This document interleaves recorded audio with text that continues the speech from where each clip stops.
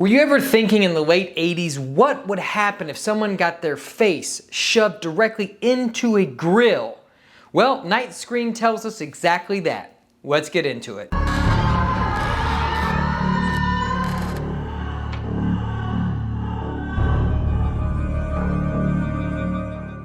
Hey everybody, it's Chris. Welcome back to the channel, and today we're going to be talking about a pretty unknown movie, I would say. I've heard about it, murmured throughout the interwebs, across the decades, but I had never actually watched it, and it was brought back into the forefront of my mind when Vinegar Syndrome was doing their halfway to Black Friday sale, and they showed that they were going to be releasing Night Screams on 4K. This is very notorious for not being long enough for its distributors, so they stuck in stock footage from like stock sex stuff and stock other movies, which we'll get into in a second.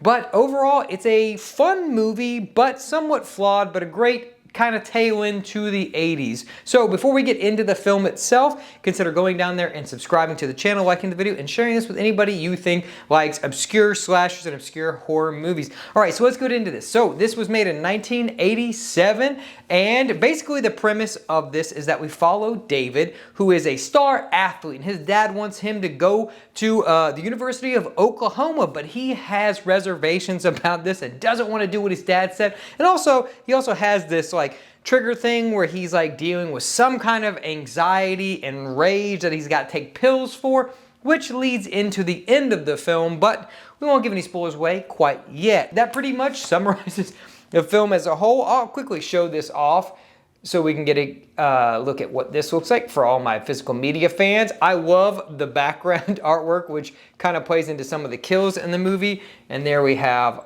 that. And then we also do have the original artwork for the film, which, I mean, obviously the new stuff is way fucking better. But anyway, so what I was saying earlier about the film not being long enough, yeah, it wasn't long enough for the distributors, but this actually has like the pre-release cut of the original film with without all that in it. And I think it does work better, bar the beginning scene, I think is a good homage to an earlier film from the 80s. But yeah, it's just a bunch of stock footage. So, we start out as always with some titties in, your slasher movie. And as my wife, who does not watch horror or movies for that matter all that much, came out of the bathroom. She was doing her makeup, getting ready for work, and she's like, "Are there any tits in it?" And I was like, you know what? We started out, and not just with any tits, we started out with a scene from Graduation Day, which I did cover earlier, so I'll link that up below so you can check that out. And then she proceeded to tell me that every titty tells a story, and I was like, you know what? Every titty does tell a story in these slasher movies. It's like that old commercial, "Every Kiss Begins with K," that was a Drewer commercial,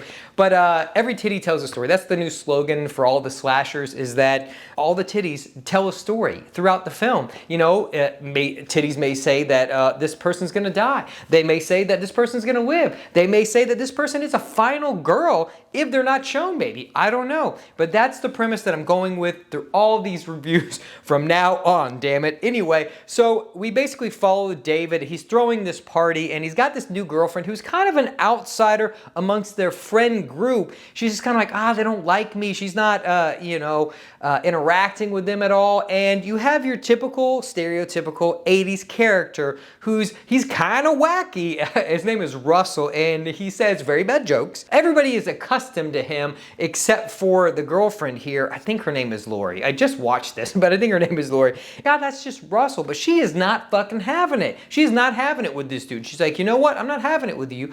I don't like you. I don't like even your friends. And this movie is weird, even without the intercutted like stock footage, which there's a scene where they're in a sauna and they're kind of getting it on. And I will say there is actually no nudity in the actual film, just in the stock footage, because it didn't have any prior to this, which is kind of a weird thing, but they wanted to insert that, maybe to make it more appealing to the teens at the time. And so they're like in this sauna and they're doing it, and then it literally just cuts to a stock sex scene of this lady in the shower. It's very weird, and you're just like, who is this woman?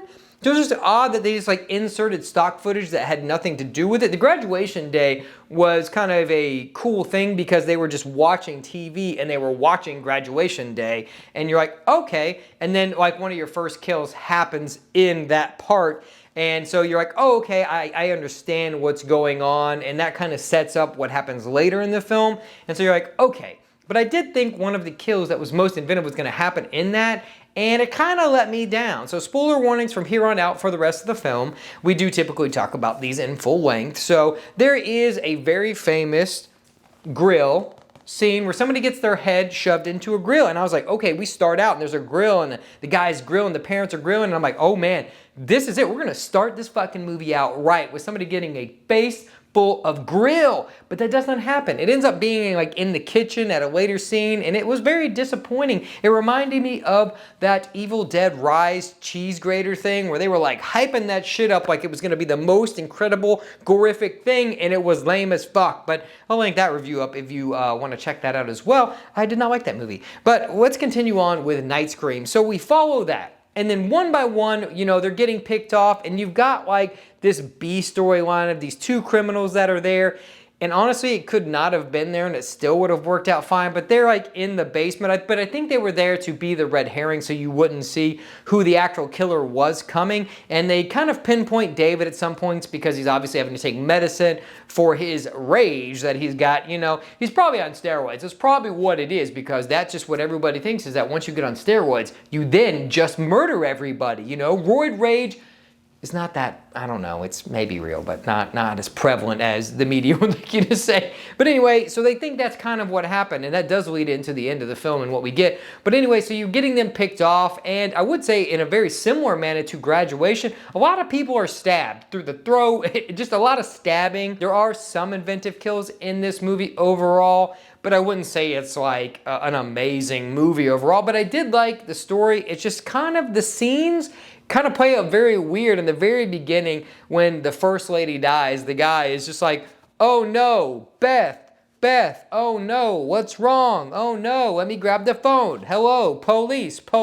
That's his acting. I shit you not, that is exactly what happens, and you can trust me. But anyway, that's the acting. It does get better, but that first scene I was like, oh, this is gonna be a rough fucking movie. It does get better overall, and I did like the acting throughout the film. I thought it was okay.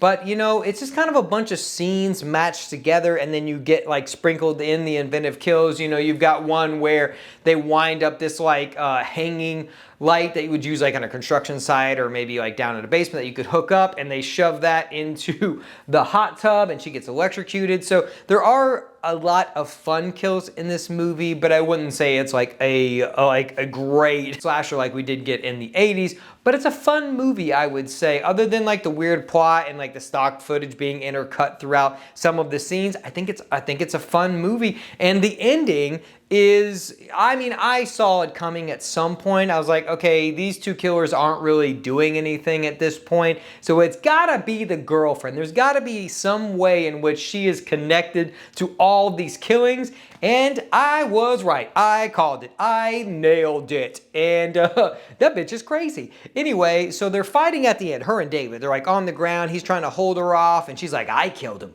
I did it. I did it for us, David. I did it for me and you, David. We're gonna be together forever.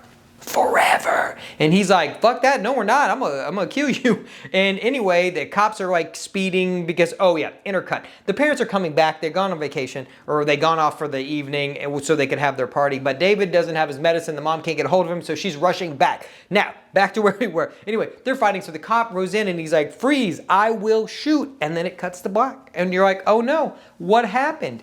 And you find out that the parents are talking and you're like, oh, it's probably David, but it's, you know, they're like, oh, you've been through this, you know, traumatic event, you know, we'll help you get it. And then they pan out and it's that crazy bitch. She got her arms all wrapped up and that motherfucker is alive.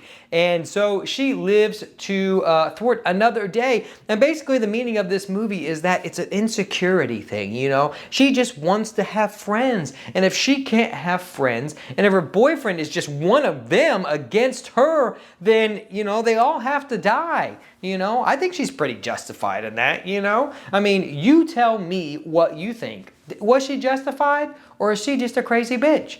I'm gonna go with crazy bitch.